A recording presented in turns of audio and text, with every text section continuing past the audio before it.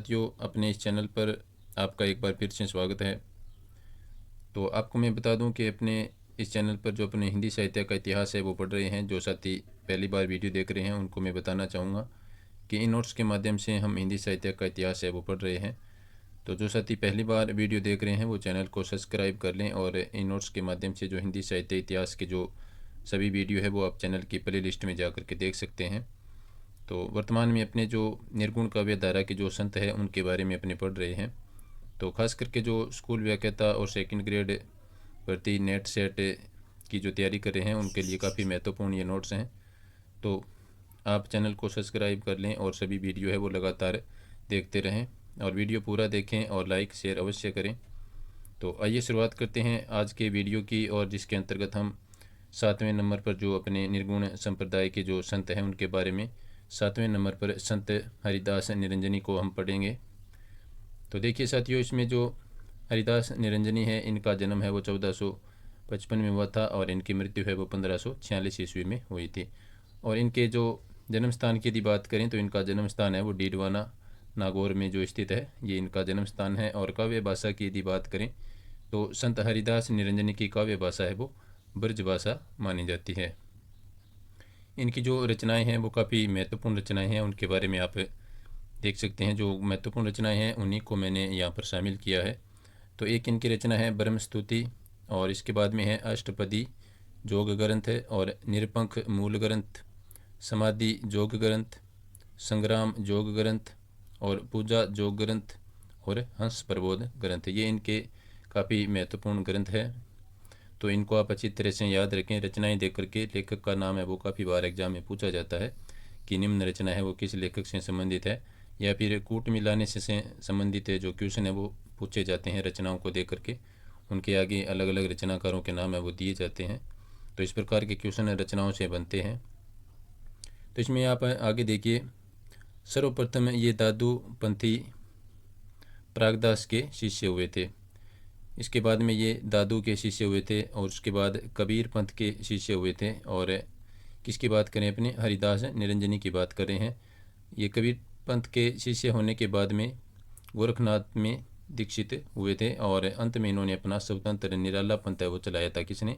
संत हरिदास निरंजनी ने अपना निराला पंथ है वो चलाया था। तो आपको पूछा जा सकता है कि निराला पंथ है वो किसके द्वारा चलाया गया, तो आपका जवाब होना चाहिए संत हरिदास निरंजनी के द्वारा चलाया गया। इसके बाद में देखिए साथियों, हरिदास निरंजनी के बारे में। हरिदास निरंजनी ने संप्रदाय का प्रवर्तन किया जिसका नाम है वो निरंजनी संप्रदाय है। ये अपने काफ़ी बार जीके में भी पढ़ते हैं कि जो निरंजनी संप्रदाय है उसका प्रवर्तन हरिदास निरंजनी के द्वारा किया गया था। इनकी जो प्रधान पीठ है हरिदास निरंजनी की या फिर निरंजनी संप्रदाय की, तो वो डीडवाना नागौर में स्थित है। यहाँ पर इनका जन्म स्थल भी है। तो डीडवाना नागौर में निरंजनी संप्रदाय की प्रधान पीठ स्थित है। इसके बाद में देखिए, निरंजनी संप्रदाय साधना के क्षेत्र में नाथ पंथ और संत मत के बीच की कड़ी माना जाता है। ये काफ़ी महत्वपूर्ण लाइन है, आपसे पूछा जा सकता है कि नाथ पंथ और संत मत के बीच की कड़ी किसे माना जाता है, तो निरंजनी संप्रदाय को माना जाता है। इसके बाद में नेक्स्ट देखिए, राधेश्याम कृत भक्तमाल के अनुसार निरंजनी संप्रदाय का प्रवर्तन जगन ने किया था। किसके अनुसार?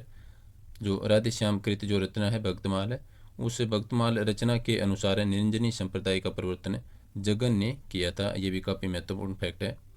इसके बाद में नेक्स्ट अपने चलते हैं। उससे पहले मैं आपको बता दूं कि साथियों, अपने जो हिंदी व्याकरण के जो हस्तलिखित नोट्स है उसके ऊपर कार्य चल रहा है।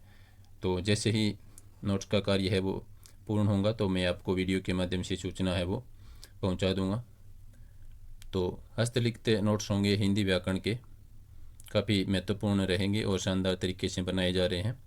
तो इसके बाद में नेक्स्ट देखिए साथियों, आचार्य क्षिति मोहन के अनुसार निरंजनी संप्रदाय का उदय है वो उड़ीसा में हुआ था। किसके अनुसार? आचार्य क्षिति मोहन के अनुसार निरंजनी संप्रदाय का उदय कहाँ पर हुआ था? उड़ीसा में हुआ था। अब अपने नेक्स्ट जो संत है वो देखिए साथियों, नेक्स्ट अपने संत है जम्बनाथ या जाम्बोजी। इन दो नामों से इन्हें जाना जाता है। तो इनका जो जीवन काल है वो 1451 से लेकर के 1523 ईस्वी तक माना जाता है। और जाम्बोजी का जो जन्म स्थान है वो पीपासर नागौर में स्थित है।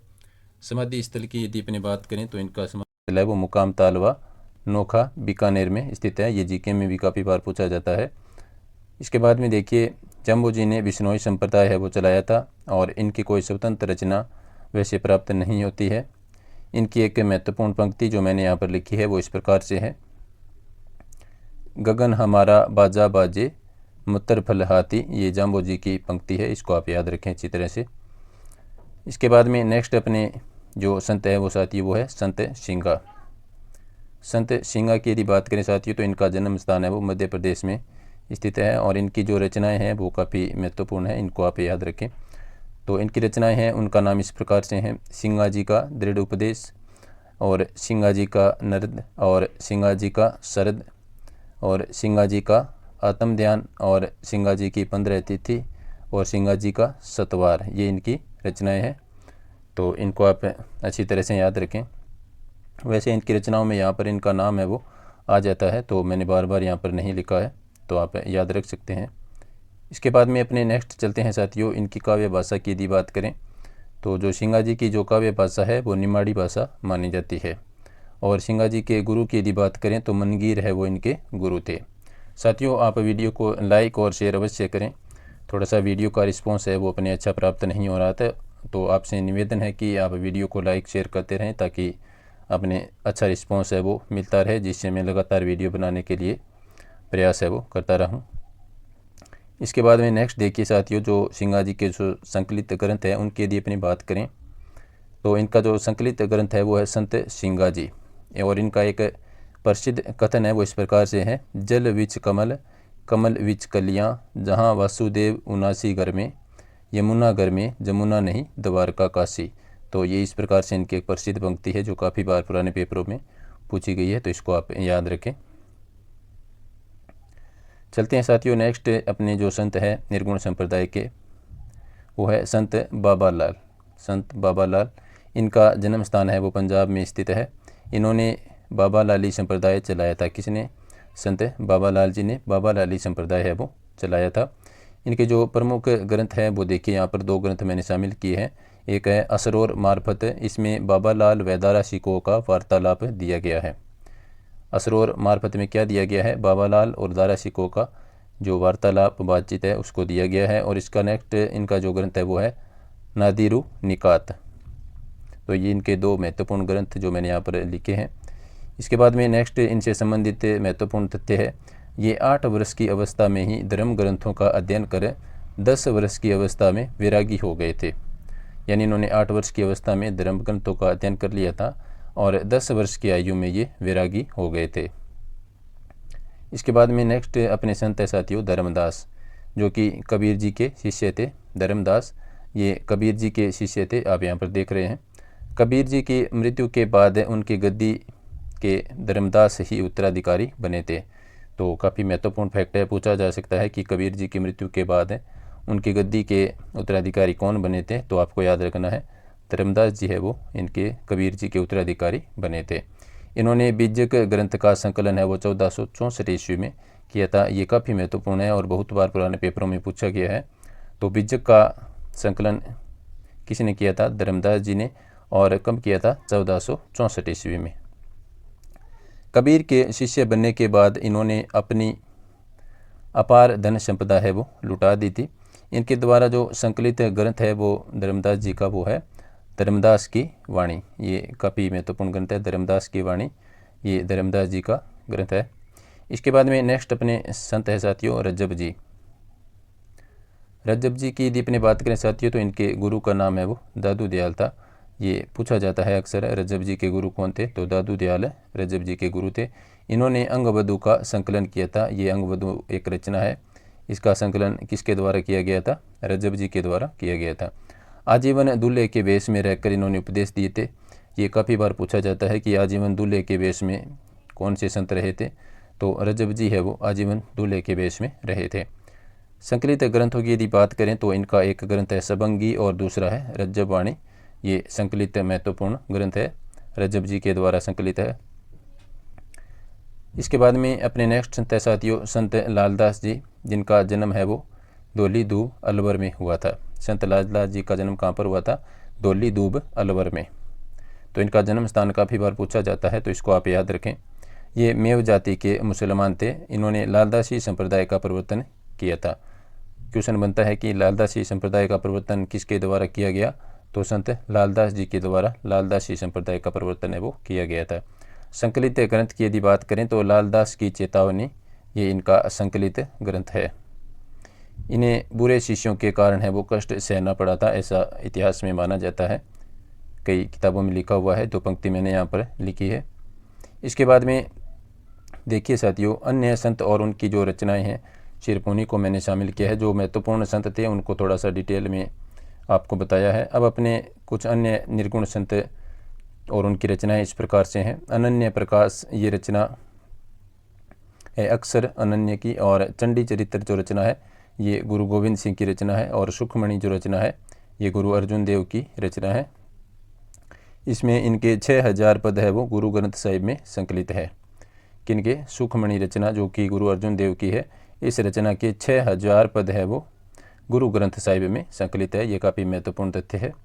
इसके बाद में देखिए सहज प्रकाश और दयाबोध, ये जो 2 रचनाएं हैं, तो सहजोबाई और दयाबाई की ये रचनाएं हैं। ये जो चरणदास जी की शिष्याएं मानी जाती हैं, सहजोबाई और दयाबाई, ये जीके में काफ़ी बार यहाँ से क्वेश्चन पूछा गया है। इसके बाद में नेक्स्ट है कबीर परिचय। ये रचना है साथियों अनंत दास की। कबीर परिचय की रचना किसकी है? अनंत दास की रचना है। महत्वपूर्ण अपना जो नेक्स्ट फैक्ट है, राजस्थान में भक्ति आंदोलन के प्रवर्तक कौन माने जाते हैं? संत धन्ना जी है वो राजस्थान में भक्ति आंदोलन के प्रवर्तक माने जाते हैं। संत धन्ना की कोई स्वतंत्र रचना है वो प्राप्त नहीं होती है। आदि ग्रंथ में इनके 4 पद है वो संकलित है। कितने पद संकलित है? आदि ग्रंथ में इनके 4 पद है वो संकलित है। इसके बाद में नेक्स्ट अपने देखिए साथियों, जो गुरु ग्रंथ साहिब में संकलित विभिन्न विद्वानों के जो पद हैं उनकी संख्या मैंने यहाँ पर लिखी है। यहाँ से अक्सर क्वेश्चन है वो पूछा जाता है। तो रैदास जी की यदि बात करें तो इनके 40 पद है वो गुरु ग्रंथ साहिब में संकलित है, और धन्ना जी के 4 पद संकलित है, और सदना जी का 1 पद है वो गुरु ग्रंथ साहिब में संकलित है, और बेनी है ये इनका 1 पद है वो संकलित है। और अर्जुन देव जी की यदि बात करें तो इनके सर्वाधिक 6000 पद है वो गुरु ग्रंथ साहिब में संकलित है। जो सुखमणि रचना अपने ऊपर पढ़ रहे थे उसमें से ये 6000 पद है वो लिए गए हैं। और ये सेन है एक, इनके जो 1 पद है वो गुरु ग्रंथ साहिब में संकलित है, और फरीद है इनके 4 पद है वो संकलित है, और भीषण है इनके 2 पद गुरु ग्रंथ साहिब में संकलित है। तो ये काफ़ी महत्वपूर्ण तथ्य है, इसको आप याद रखें अच्छी तरह से। यहाँ से काफ़ी बार क्वेश्चन है वो पूछा जाता है। इसके बाद में नेक्स्ट अपनी बात करें साथियों, तो विभिन्न विद्वानों की अपने ग्रंथों की जो भाषाएं बताई हैं उसके महत्वपूर्ण तथ्य मैंने यहाँ पर लिखे हैं। तो जो कबीर जी का जो ग्रंथ है उसकी जो भाषा है वो सदूकड़ी और ब्रज भाषा ये मिक्स है, और रैदास जी का जो ग्रंथ है इसकी ब्रज भाषा मानी जाती है, और दादू जी का जो ग्रंथ है इसकी भी राजस्थानी मिश्रित ब्रज भाषा है वो मानी जाती है। सुंदरदास जी के ग्रंथ की भाषा ये भी ब्रज मानी जाती है, और मलुकदास जी का जो ग्रंथ है इसकी भाषा भी ब्रज और अवधी ये दोनों मिक्स मानी जाती है। हरिदास जी का जो ग्रंथ है उसकी भाषा ब्रज मानी जाती है, और जम्बो जी की भाषा से संबंधित अपने ऊपर अभी तो पढ़ा था, उसमें आप देख लें, यहाँ पर मैं थोड़ा सा लिखने में चूक होगी। इसके बाद में नेक्स्ट गुरु नानक जी का जो ग्रंथ या जो रचना है उसकी भाषा हिंदी और पंजाबी मानी जाती है, और सिंगा इनका जो ग्रंथ है उसकी भाषा निमाड़ी मानी जाती है, अभी अपने ऊपर पढ़ा था। इसके बाद में नेक्स्ट अपने चलते हैं महत्वपूर्ण फैक्ट के ऊपर। विभिन्न संत एवं उनके गुरुओं का एकत्रित संग्रह है यहाँ पर किया गया है कि कौन कौन से जो संत हैं उनके गुरु कौन कौन थे। तो देखिए जो कुतुबन है इनके गुरु का नाम है बुरहान, ये इनके गुरु हैं, और जायसी मलिक मोहम्मद जायसी इनका पूरा नाम है, इनके गुरु का नाम है मोयुद्दीन। और कबीर जी के गुरु का नाम है साथियों रामानंद या शेख तकी। कुछ रचनाओं में रामानंद दिया है और कुछ रचनाओं में शेख तकी दिया है, अपने पीछे की वीडियो में पढ़ चुके हैं ये बात। रैदास जी के गुरु है ये भी रामानंद जी के शिष्य थे रैदास जी, और दादू दयाल जी के गुरु थे वृंद भगवान, ये अपने पिछले वीडियो में पढ़ा था। सुंदरदास जी के गुरु की यदि बात करें तो इनके गुरु थे दादू दयाल, और मीराबाई के गुरु की यदि बात करें तो इनके गुरु रैदास या रविदास थे। सहजोबाई के गुरु थे चरणदास जी। और इसके बाद में अपने नेक्स्ट चलते हैं, संत सिंगा के गुरु की यदि बात करें तो इनके गुरु का नाम मनगीर था, और धर्मदास जी के गुरु की बात करें तो इनके गुरु का नाम कबीर था। और तुलसीदास जी के गुरु की यदि बात करें तो नर हरिदास है वो इनके गुरु थे। और सूर की यदि बात करें तो इनके गुरु है वो वल्लभाचार्य थे। ये सूरदास जी का मैंने शॉर्ट में नाम लिखा है, कुछ रचनाओं में सूर लिखा हुआ है। तो सूरदास जी के गुरु कौन थे? वल्लभाचार्य। और मरुगदास जी के गुरु का नाम था साथियों पुरुषोत्तम। ये काफ़ी महत्वपूर्ण फैक्ट है, यहाँ से क्वेश्चन पूछा जाता है, अलग अलग जो विद्वान हैं उनके गुरुओं के नाम आपसे पूछे जा सकते हैं। दयाबाई के गुरु की यदि बात करें साथियों तो इनके गुरु का नाम है चरणदास जी। और रामानंद के गुरु की यदि अपनी बात करें तो ये राघवानंद जी के शिष्य थे, यानी रामानंद जी के गुरु थे राघवानंद। और रज्जब जी के गुरु की यदि बात करें तो दादू दयाल है वो इनके गुरु थे। इसके बाद में नेक्स्ट अपनी बात करें साथियों तो गणानंद के गुरु की यदि बात करें तो इनके गुरु का नाम वृंदावन देव था। तो इस प्रकार से ये आज का अपना वीडियो था। मुझे उम्मीद है कि वीडियो आपको पसंद आया होगा। तो आप वीडियो को लाइक अवश्य करें जाते जाते, और शेयर भी करें। जो साथी पहली बार वीडियो देख रहे हैं वो चैनल को सब्सक्राइब कर लें। और मैं आपको एक बार फिर से बता दूं कि बहुत जल्द है वो अपने हस्तलिखित नोट्स है वो हिंदी व्याकरण के तैयार हो रहे हैं, तो उनका भी अध्ययन हम अपने इस यूट्यूब चैनल पर करेंगे। तो वीडियो देखने के लिए सभी साथियों का धन्यवाद। नमस्कार।